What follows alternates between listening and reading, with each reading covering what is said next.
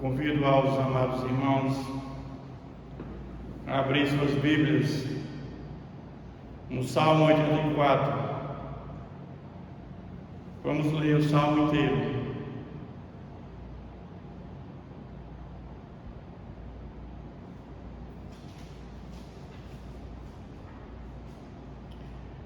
Quão amáveis são os teus tabernáculos, Senhor dos exércitos! A minha alma suspira e desfalece pelos átrios do Senhor. O meu coração e a minha carne exultam pelo Deus vivo. O pardal encontrou casa e a andorinha ninho para si, onde acolhe aos seus filhotes. Eu, os teus altares, Senhor dos exércitos, Rei meu e Deus meu. Bem-aventurados que habitam em tua casa, louvam-te perpetuamente. Bem-aventurado o homem cuja força está em ti, em cujo coração se encontram os caminhos aplanados. O qual, passando pelo vale árido, faz dele um manancial. E bênçãos o cobre a primeira chuva. Vão indo de força em força. Cada um deles aparece distante de Deus em Sião. Senhor Deus dos exércitos, escuta minha oração. Presta ouvidos, ó Deus de Jacó. Olha, ó Deus, escudo nosso, e contempla o rosto do teu ungido. Pois um dia dos teus atos vale mais que 1000. Prefiro estar à porta da casa do meu Deus a permanecer nas tendas da perversidade. Porque o Senhor é sol e escudo, o Senhor dá graça e glória. Nenhum bem sonega aos que andam retamente. O Senhor dos exércitos, ó Senhor dos exércitos, feliz o homem que confia, quem te confia. Amém? Senhor nosso Deus, a tua palavra foi lida, Pai. Pedimos a compreensão e o entendimento da tua palavra, através do Espírito Santo, nos guiando, nos orientando, cada passo nosso, para que essa palavra, Senhor, seja internalizada por cada um de nós em nossos corações, para que haja crescimento e maturidade espiritual, Pai, para que possamos cada vez mais gozar de uma vida de intimidade e plena comunhão contigo, Pai. Oramos em nome de Jesus. Amém. Eu quero, à luz desse texto, desse Salmo 84 que acabamos de ler, trazer o seguinte tema: como ter uma vida abençoada e bem-sucedida. Esse Salmo vamos encontrar a receita para uma vida abençoada e bem-sucedida. Todos nós queremos isso na nossa vida, uma vida abençoada por Deus e bem-sucedida.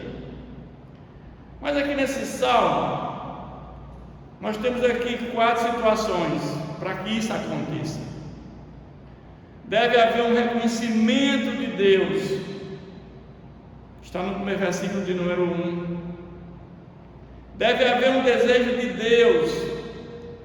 Nos versículos 2 e 4, o salmista fala esse desejo dele ter Deus. Nos versículos 5 a 8 deste salmo, ele diz que deve ter um caminhar com Deus. E nos versículos 9 ao versículo 12, ele diz que deve haver uma confiança em Deus. São 4 propostas aqui que ele faz nesse salmo, para nós termos uma vida abençoada e bem-sucedida. O salmista, ele expressa um profundo desejo pela presença de Deus. Ele está longe do templo, e o templo é o lugar que Deus escolheu para revelar a sua presença. Naquela época, Deus se manifestava lá no templo, no Santos dos Santos, e era costume todos irem a Jerusalém para lá cultuar o Deus somente naquele templo. Hoje não precisamos mais disso. Nós cultuamos a Deus em qualquer lugar do planeta, onde quer que estejamos. Nós agora podemos servir a Deus em qualquer situação, em qualquer local, porque o véu foi rasgado, nós temos acesso agora livre a Deus. Essa é a diferença. Ele ora por si e pela comunidade. O templo representava a presença de Deus, como eu falei. Sabe que a bondade divina é maior do que a vida e que somente Deus pode conceder favor e honra a seu povo.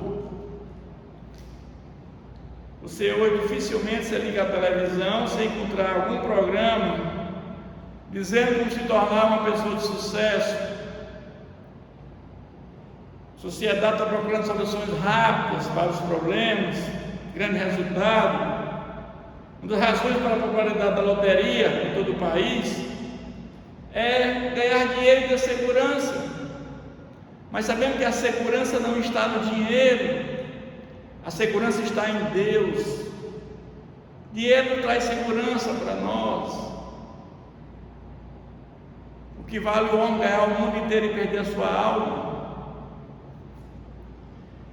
As livrarias estão cheias de livros de autoajuda, dizendo como se tornar um cristão verdadeiro, sucesso espiritual. Mas somente encontramos sucesso espiritual corretamente na palavra de Deus. É aqui que encontramos sucesso espiritual. Mas está cheio de livro de autoajuda aí nas livrarias, cada um com o seu pensamento.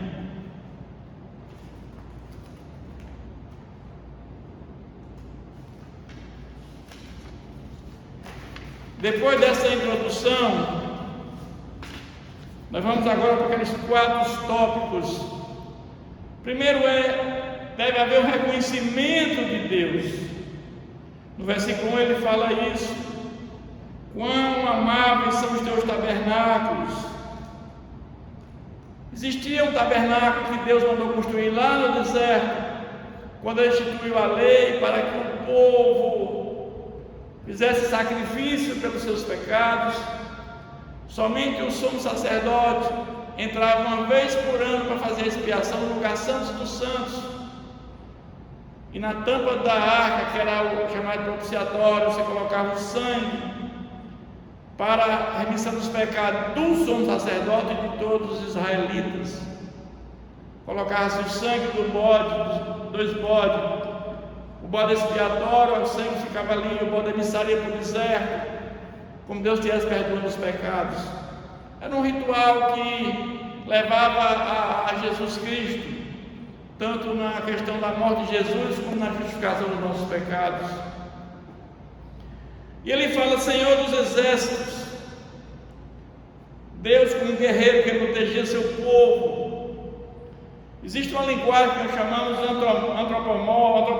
antropomorfismo, que é como Deus tivesse ouvidos, orelha, ouvidos, braços, como fosse uma pessoa humana. Mas Deus é Espírito, sabendo que Deus é Espírito. É uma linguagem que usamos para: Senhor, inclina os teus ouvidos, escuta a minha oração, eu entrego tudo nos teus braços. Isso é uma linguagem que nós usamos, não há problema nenhum nisso. O Salmo 14.1 diz: o nécio do seu coração não há Deus, os homens têm se corrompido, fazem-se abomináveis em suas obras, não há quem o faça. Não há Deus para o ateu. O tolo, ele, por sua crença, não há Deus. Para encontrar a felicidade e sucesso nesta vida, devemos reconhecer a Deus, que Ele é soberano, que Ele é eterno, que é imutável. A palavra de Deus diz lá em Jeremias que a glória do homem se constitui a Deus. Eu não creio que ninguém é feliz se não conhecer a Deus. Existe um vazio dentro das pessoas que não têm Deus.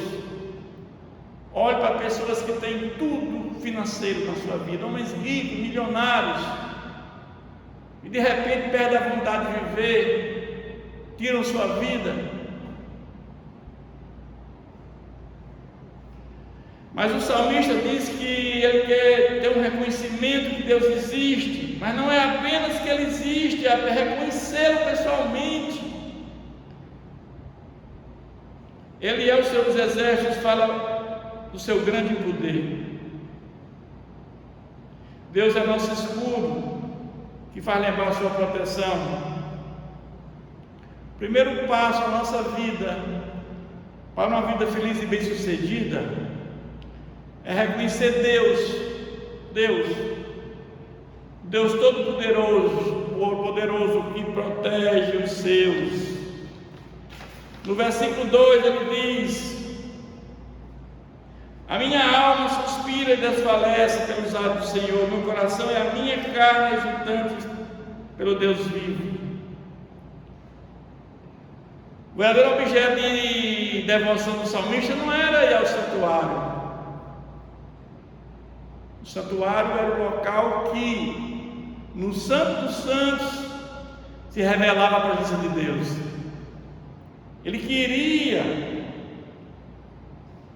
estar lá por um desejo de Deus, porque o Deus ali se revelava. Esse é o segundo passo, deve haver um desejo de Deus. Ele é um Deus vivo, é o Deus que nos fala da sua provisão. Não servimos a um Deus morto, mas um Deus que abre a favor dos seus filhos. O nosso Deus morreu, ressuscitou, subiu aos céus, está na glória do Deus Pai. E ele fala agora no versículo 3: o pardal encontrou casa e a andorinha ninho para si, onde acolhe os seus filhotes. Em teus altares, seus exércitos, Rei meu e Deus meu. O salmista não está reclamando que o altar estava abandonado, que as árvores tinham alinhado. Ele está expressando o desejo de estar próximo de Deus, com aquele ninho, aquelas andorinhas estavam lá, aqueles pardais estavam lá. Podiam construir ninhos perto do altar. Ele tinha que se deslocar para ir até o templo. Uma vez por ano eles iam para aquela festa da expiação. O salmista fazia algum tempo que ele não tinha estado na casa de Deus, ele ansiava pelo privilégio de estar lá. Será que ansiamos da mesma maneira por Deus? O que nós desejamos acima de tudo?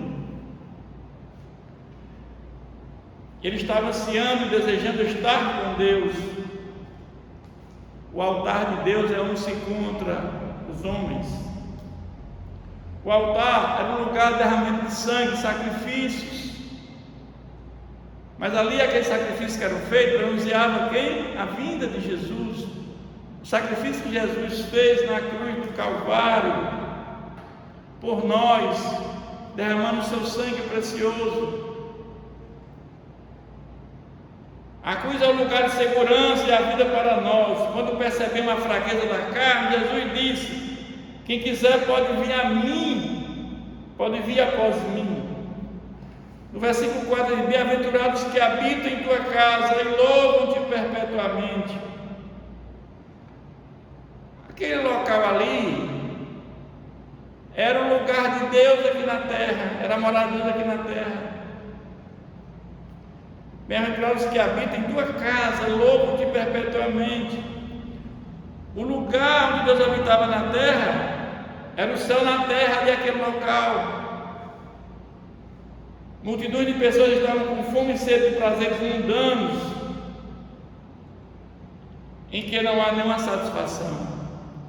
O mundo vive como se Deus não existisse, as pessoas não buscam a Deus.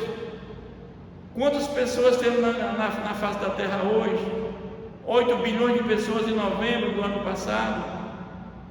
Quantos verdadeiramente conhecem a Deus? Muito pouco, muito pouco. Se desejamos ser abençoados e cristãos bem-sucedidos, devemos reconhecer a Deus pelo que Ele é e desejá-lo com todo o nosso coração. Deve haver desejo de Deus no nosso coração, na nossa vida. O terceiro passo para esta vida abençoada e bem-sucedida, deve haver um caminhar com Deus. Versículo 5 diz o seguinte: bem-aventurado o homem cuja força está em ti, em cujo coração se encontram os caminhos aplanados, aquele cuja vitalidade é encontrada no poder de Deus e não nas suas próprias forças. Quando nós ficamos numa situação que entendemos que está tudo perdido, não resta nada a fazer mais, não há mais esperança, só há desesperança. O salmista Davi, quando ele estava fugindo de Saul, no Salmo 124, ele não estava lá, não tinha mais saída nenhuma, já tinha matado o Golias, já tinha matado o urso, já tinha enfrentado tudo, já tinha sido ungido rei, ungido por Samuel, mas encontrava numa situação tão difícil, e ele disse: só o Senhor pode resolver minha situação. E Deus mudou naquele momento a vida dele. E assim pode ser conosco. Quando você pensa que tudo está perdido, Deus chega naquele momento. Lembra do filho da viúva de Naim? Não havia mais esperança, tinha perdido a esposa, e agora o filho, a viúva, não tinha mais nada, estava triste, solitária, abandonada, não tinha mais família. E chega Jesus e diz: levanta-te. Quando tudo está perdido, de repente Deus chega. Confia em Deus. Os caminhos aplanados, os caminhos que os peregrinos percorriam até Jerusalém para desfrutar da presença de Deus, esse era o caminho. O vale árido, aquele que era transformado pela presença dos jubilosos peregrinos, versículo 6 diz o seguinte: o qual, passando pelo vale árido, fez dele um manancial de bênção, o cobre da primeira chuva. É como se fosse abençoado pela passagem dos peregrinos que iam para Jerusalém. Era o vale de Baca, era um vale seco e estéril, do qual se passava o caminho de Jerusalém, literalmente significava o vale de lágrimas ou choro. Os viajantes precisavam de força para enfrentar essa viagem, para chegar a Jerusalém. Eram desafios para esses homens andarem peregrinando a pé pelos caminhos de chão batido, em meio a intempéries, em meio a risco de assaltos. Naquela época já existiam, mas iam cantando. Se você observar os salmos, do Salmo 120 ao 134, tem lá cântico de romagem. Esses salmos eram os salmos que os peregrinos iam cantando, louvando a Deus até chegar a Jerusalém. Começamos com a força do Senhor. Nós continuamos nossa jornada com os seus caminhos em nossas orações. Em nossa caminhada com Deus, haverá muitos momentos de desgosto e tristeza, mas a palavra-chave desse versículo é confiar em Deus. Confiança plena em Deus em qualquer circunstância. À medida que nós passamos por esses vales secos e difíceis, Deus é capaz de fazer deles momentos de bênçãos. É nas provações, é nas tentações que nós crescemos. Deus permite. Tentação só vai até onde Deus permite, que Satanás foi aprisionado. Mas as provações vêm do Senhor para o nosso crescimento espiritual. Deus nunca prometeu que a nossa caminhada seria fácil. Deus nunca prometeu que a nossa caminhada seria fácil, mas Ele nos conduzirá através de tempos difíceis.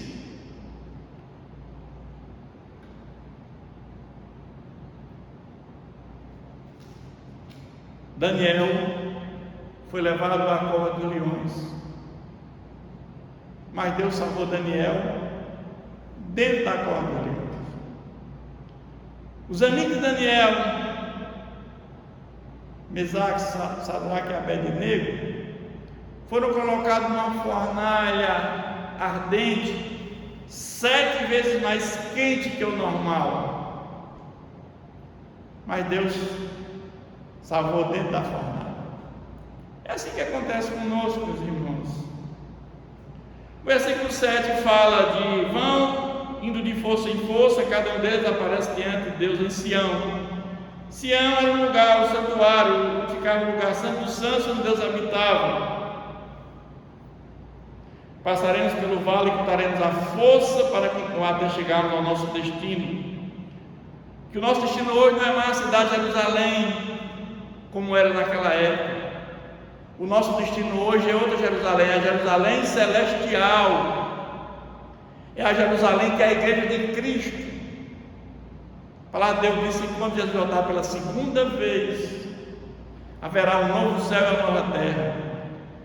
Essa será a morada dos justos que salvaram, estarão com ele por toda a eternidade. Só haverá 2 lugares depois de Jesus voltar: novo céu, nova terra e o lago de fogo.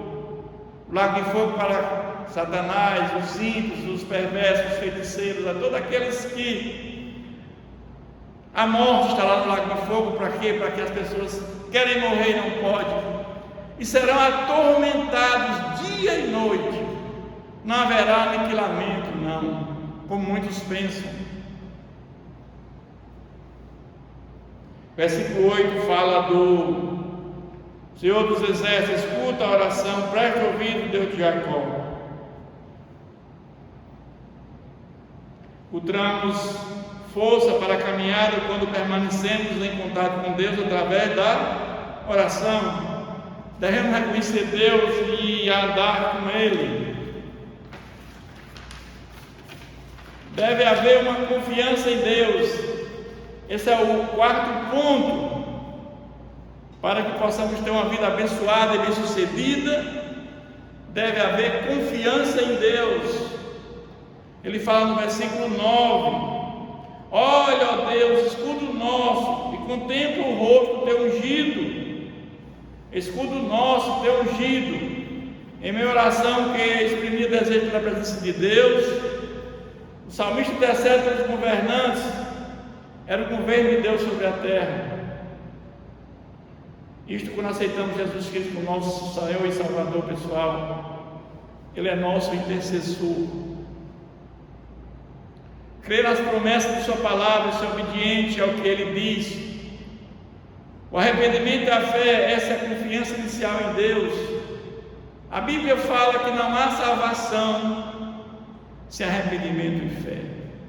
Ninguém tem salvação se não se arrepender e ter fé. Confessar seus pecados,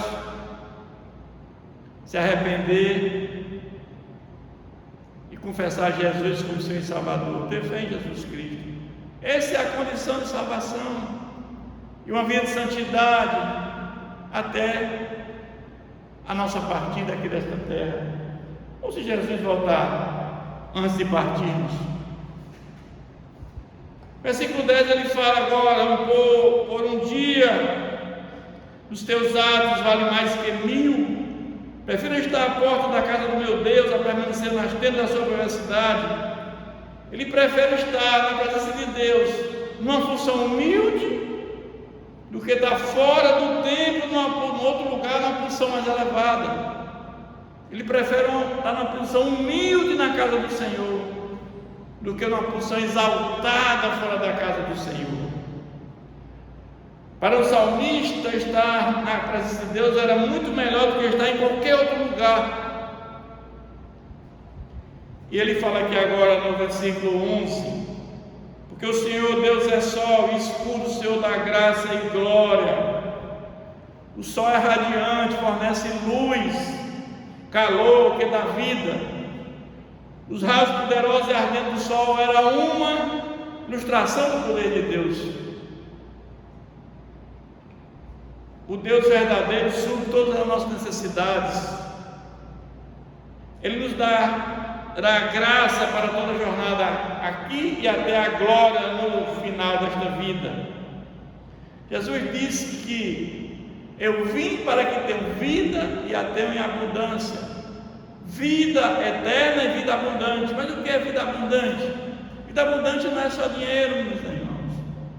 Vida abundante é aquela vida que você tem uma plena comunhão com Deus, é você cheio do Espírito Santo, é que o fruto do Espírito Santo brota em cada coração nosso: amor, alegria, paz, benignidade, bondade, longanimidade, fidelidade, mansidão, domínio próprio. Imagina uma pessoa cheia do Espírito Santo.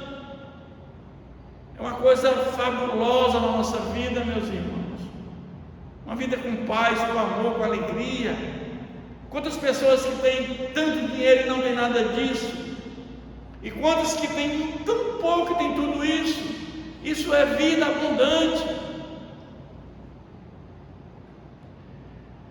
As coisas desse mundo não nos dão satisfação. Somente pode ser encontrada em Cristo.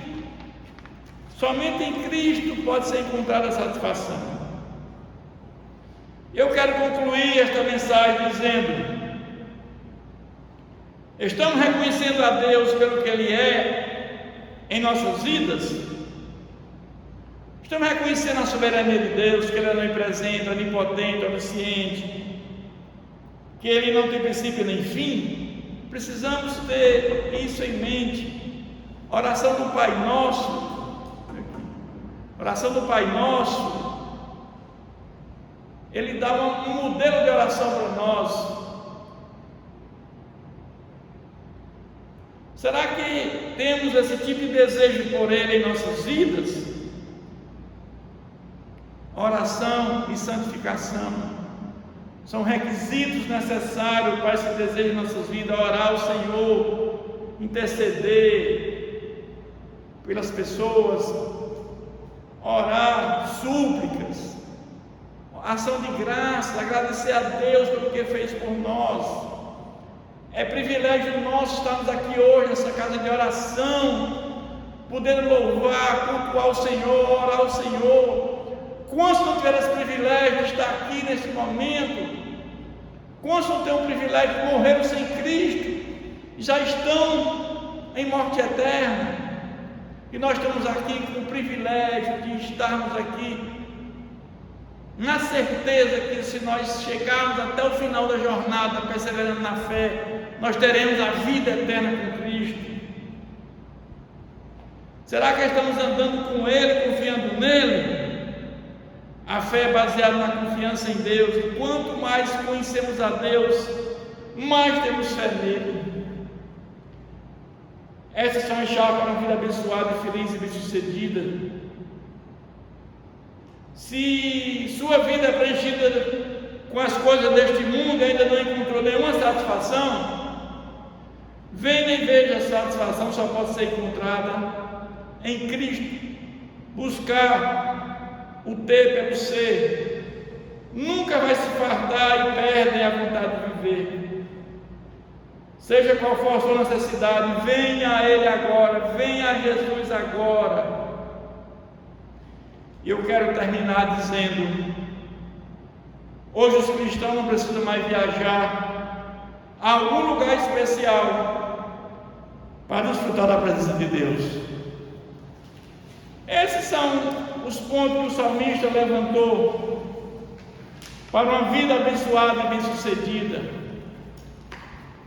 Que possamos internalizar essas palavras do salmista para nossas vidas, para que possamos ter uma vida abençoada e bem-sucedida. Que Deus continue nos abençoando. Senhor, obrigado por esta palavra, Senhor, por esta palavra do salmista, Senhor, que nos dá a direção de uma vida abençoada e bem-sucedida, Pai. Que possamos pôr isto em prática nas nossas vidas, Pai, na certeza que Tu és o Deus que cuida de nós, um Deus presente, um Deus imutável, Pai. E em qualquer situação que nós estejamos, Senhor, o Senhor está conosco, o Senhor está nos guiando através do Espírito Santo. O Senhor está cada vez mais, Senhor, nos protegendo do mal, nos fortalecendo em poder. Obrigado, Pai, por tudo que o Senhor fez e fará por nós. Oramos.